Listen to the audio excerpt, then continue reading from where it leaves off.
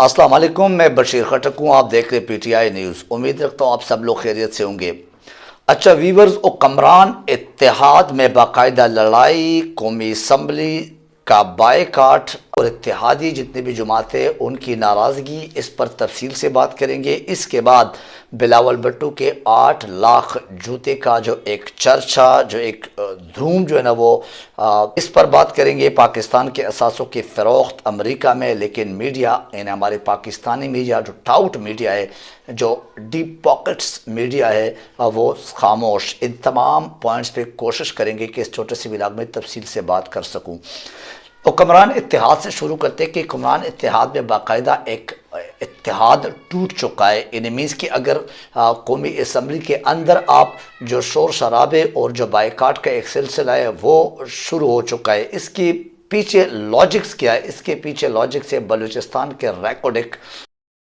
इत्तेहाद जो है ना उनका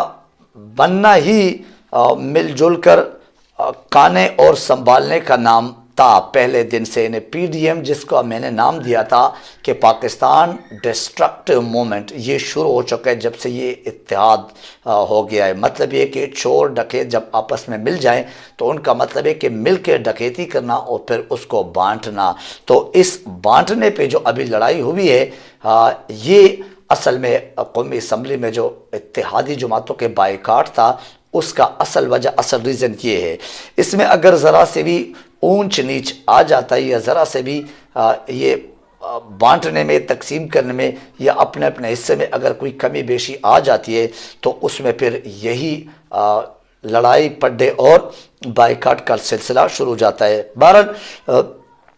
कुछ हमें कौमी असम्बली के फ्लोर पे नज़र आया और कुछ आप लोगों को अभी प्रेस कॉन्फ्रेंस और उनके जुमलों, उनके बयानात या प्लस उन पाकिस्तान के अवाम जो है असल में उनका सामना करना आसान नहीं है इन बातों का, क्योंकि इन बातों का ये अगर इज़हार करते कि इस तरह बांटने पे, तकसीम करने पे हम जो है ना हमारी लड़ाई या पड्डा हुआ है, तो ये फिर फेस करना मुश्किल होता है और इनके आने वाले जो इलेक्शन है या आने वाले जो दिन है उनमें उनको फिर अपने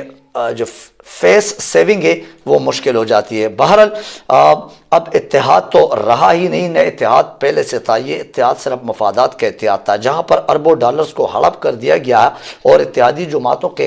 कानों कान खबर ही ना हुई। ये आपके PMLN, ये जो आपके जरदारी ग्रुप और स्पेशली जो PMLN ग्रुप है, ये इन दोनों के आपस में बंदर बांटू है। बाकी JUI फे जो है फजल रहमान, जिसको छोटा डाकू आप कह सकते हैं, इन्होंने अपने साथ में लाया है, उसको बड़ा दचका हुआ क्योंकि जो इन डाकू ने इस छोटे डाकू फजल रहमान के साथ किया रिकॉर्डिक मुआहदे में, उस पर वो तिलमिला उठे। यानी मीन्स ये असल में यहाँ से बात शुरू हुई। जैसे मैंने आपको इब्तिदा में कहा, फजल रहमान ने कहा कि सुप्रीम कोर्ट के हुक्म के मुताबिक 50% कंपनी को मिलना था, 25% बलूचिस्तान के जो अवाम लोग है या जो सूबा है उसको मिलना था, और जबकि 25% जो है ना वो मिलना था वफाक को। तो वो हमारा जो अपना 25% है वो किधर गया, यानी मीन्स बलूचिस्तान का। क्योंकि बलूचिस्तान के आपने देखा होगा कि फजल रहमान आजकल बलूचिस्तान में अपने डेरे डाल चुके हैं और बलूचिस्तान के लोगों के साथ, बलूचिस्तान के सूबे के साथ उनको बहुत प्यार हो गया है। ये सोने तांबे और बहुत सारे कीमती पत्थरों का मुआहदा था और मुआहदा है, तो इसमें बहुत कुछ निकल सकता है, यानी बहुत सारे मामलात हो सकते हैं। आमतौर पर कहा जाता है कि 130 अरब डॉलर्स का जो है ना ये एक मुआहदा है, 30 साल का एक मंसूबा है और 4 अरब डॉलर सालाना इसने देने। 2 अरब कंपनी के होंगे और 2 अरब क्या है, 2 अरब उसमें वफाक और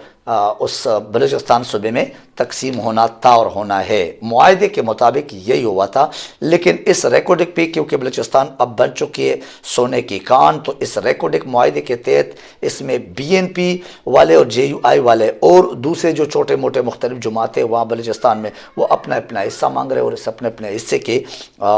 उस पर के बिहाफ पर कहा जा रहा है कि इस मुआहदे पर इनको इत्तेमाद में नहीं लिया गया था। तो अब इसकी वजह का, अब इन सब के तवज्जो का जो मरकज़ है वो बलूचिस्तान बन चुका है और जरदारी सिंधी होने के नाते भी बलूचिस्तान में अच्छे खासे हिस्सेदार बन चुके और अच्छा खासा हिस्सा ले रहा है, क्योंकि वो PMLN کے ساتھ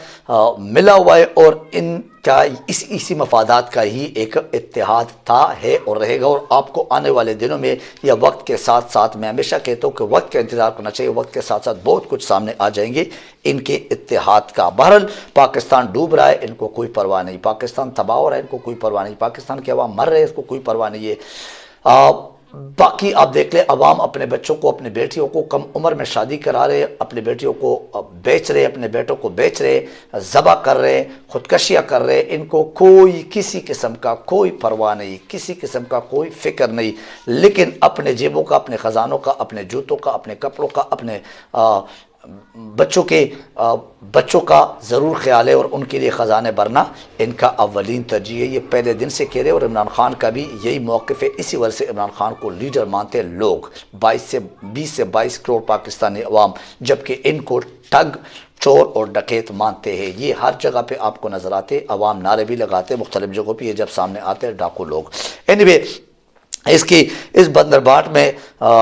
تب تک یہ میدان، یعنی قومی اسمبلی کا میدان گرم رہے گا جب تک یہ بندرباٹ پہ کوئی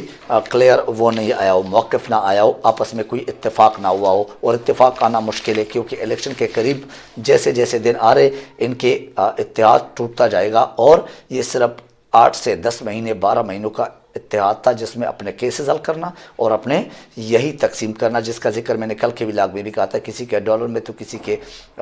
کسنس میں تو کسی کے کسنس میں کوئی نہ کوئی حصہ اور کوئی نہ کوئی جو معاملات ہیں وہ تھے ہوئے آپس میں۔ مریم نواز کے قیمتی شال اور پرس اور بیگ، ان تمام پہ تو آپ نے سنا ہوگا، دیکھا ہوگا کہ مریم اورنگزیب کا بیگ، نواز شریف کی ٹائی اور شہباز شریف کی گھڑی اور بہت سارے اور معاملات، ان کے بچوں کے بھی قیمتی چیزیں جو پہنے ہوئے، جو استعمال کر رہے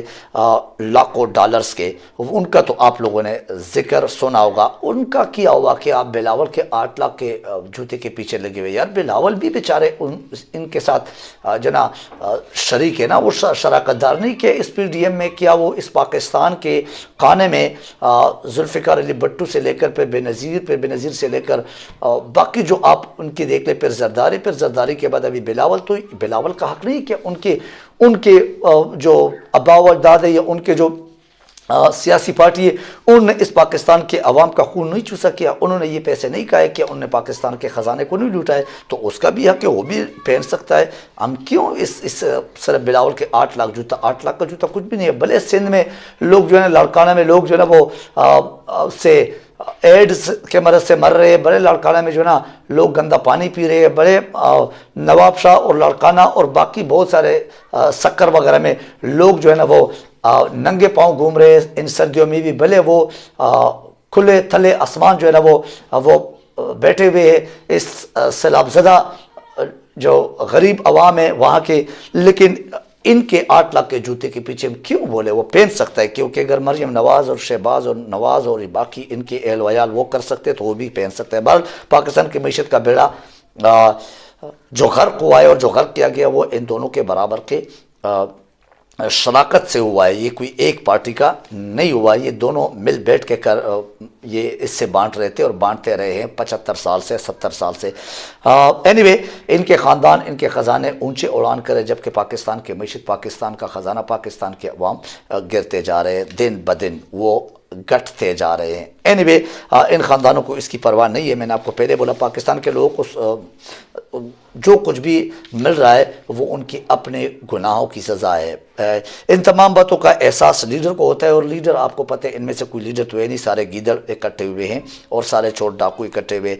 جس کے دل میں خوف خدا ہو، جس کو تھوڑا سا بھی حقیقت میں خیال ہو اپنے قوم کا، اپنے عزت کا، اپنے نام کا، اپنے شہرت کا،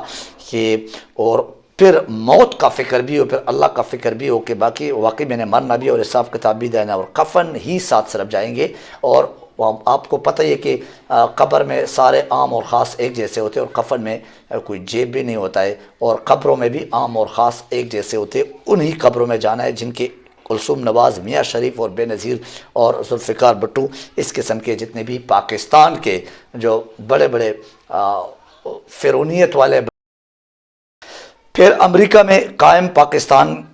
کا جو ایک ہوٹل تھا، اس میں سعودی عرب کے ایک شخص پر فروخت کیا جا رہا ہے، اس کی بھی آپ کو معلومات آ چکی ہوں گے، جو کہ سرکاری ہوٹل ہے اور یہ پی ڈی ایم حکومت مل کر بیچ رہی ہے۔ یہ معلومات میں آپ کو جو میرے پاس خبر آئی ہے اس سے آپ کو بتا رہا ہوں، اور اس کی قیمت اونے پونے دام شہباز حکومت نے لگائی ہے، اور اس کی فروخت کا معاملہ آخری مراحل میں داخل ہو چکا ہے، مینس کی یہ تقریباً ہو چکا ہے، کیونکہ رینوویشن ہو چکا ہے، اور اس رینوویشن کے بعد اس کے لیے بھی قرضے پہ پیسے دیے تھے، اور اس کے بعد اس کو بیچنے کا یعنی اونے پونے دام جو ہے نا اس کو بیچنے کا باقاعدہ پراپر پارٹیاں آ چکی ہے، پارٹیوں کے ساتھ بات چیت ہو رہی ہے، کیونکہ پی ڈی ایم نے اس شخص سے اور بہت سارے فائدے حاصل کرنے جو جس پہ بیچ رہے ہیں اونے پونے دام، اور اس میں آپ کو پتہ ہے پھر کیک بیکس اور پھر کمیشنز وغیرہ ادھر ادھر کے اپنے جو دو چار لوگ ہیں ان کو بھی تو فائدہ دینا ہے اسی 4-6 مہینوں کے 8 مہینوں کے یہ جو رجیم چینج آپریشن میں ان کے حوالے میں یہ پاکستانی عوام ان کے حوالے کر دیا ہے، اس حوالے سے تو ان کو بھی کچھ ایسا تو دینا ہے نا جنہوں نے تھوڑا بہت بھی ان کی مدد کی ہے، اس لیے اس پر پاکستان کی میڈیا خاموش ہے۔ یہ پاکستان ہے deep pocket media, corrupt media, 2 نمبری میڈیا، پیسے کے پیچھے بھاگنے والے بونکنے والے میڈیا حقیقت میں، اور شرم آتی ہے ہم بھی میڈیا اپنے آپ کو کہتے ہیں اس قسم کے سسٹم میں، اس بدبودار میڈیا کے جو ایک نظام ہے یا جو ایک روش ہے، اس میں جو گندا گھٹیا قسم کا لالچی قسم کے جو ایک سسٹم چل رہا ہے میڈیا کا بھی، تو اس میں ہمیں اپنے آپ کو میڈیا والا اور صحافی بولنا تھوڑا سا عجیب سا لگتا ہے۔ اس کے علاوہ پاکستانی سفارت خانے کی عمارت کو بھی 68 لاکھ ڈالر جو بتائی جا رہی ہے اس میں فروخت کر رہے ہیں، اور تزئین اور آرائش اس کی بھی ہو چکی ہے، اس کے لیے بھی ادھار پہ یعنی قرضے پہ پیسے لیے تھے انٹرنیشنل بینک سے، امریکن بینک سے، اور سوری، اور اس کی بھی قیمت لگا دی گئی۔ یہ پاکستان کا حال ہے، یہ 22 کروڑ غریب عوام کا پاکستان ہے، یہ سیلاب زدہ اور زلزلہ زدہ اور آفت زدہ پاکستان کے عوام کے حکمران ہے۔ یہ سب کچھ آپ کے سامنے رکھنا ہم ریئلی اپنا فرض سمجھتے ہیں، اور ہمارا کام ہی یہی ہے۔ میڈیا کا اصل کام ہے کہ عوام کے سامنے حقائق لانا، نہ کہ جھوٹ پہ مبنی ایک دوسرے کے ٹانگیں کھینچنا۔ لیکن اب تک جو ہم دیکھ رہے تو اس پی ڈی ایم نے جو پاکستان کے عوام اور پاکستان کے ساتھ کیا وہ آپ کے سامنے ہے۔ ڈیفالٹ تک یعنی وینٹیلیٹر پہ ہماری معیشت کیسے پہنچی، اس 8 مہینے میں قیمتیں کس چیز کا کہاں سے کہاں پہنچی، ان 8 مہینوں میں عوام سے پوچھو کہ کتنے بے روزگار ہو گئے، ان 8 مہینوں میں آپ کاروباری لوگوں سے پوچھیں کہ ان کے کاروبار کا کیا حال ہوا ہے، ان 8 مہینوں میں آپ باقی آپ امپورٹ ایکسپورٹ دیکھتے تو ان کو آپ کو پتہ چل جائے گا۔ ایک دکاندار کے پاس جائے ان سے پوچھے آپ کو پتہ چل جائے گا، ایک ریڑھی والے کے پاس جائے آپ کو پتہ چل جائے گا کہ وہ بیچارہ کیا فریاد کر رہے اور اس کے کاروبار کا کیا حال ہوگا۔ کتنے کاروباری لوگ ایون بے روزگار ہو گئے، اپنے کاروبار نہیں کر سکتے۔ تو یہ ماشاءاللہ اسلامی جمہوریہ پاکستان جو کہ ہر ولاگ میں یہ کہتا ہوں at the end. Anyway, اللہ تعالیٰ ہم سب کو اپنے زمان میں رکھے، اپنا خیال رکھیے، اپنے اس چینل کا خیال رکھیے۔ آج کے اس ولاگ سے اتنا ہی، تھینک یو ویری مچ، اللہ حافظ الناصر۔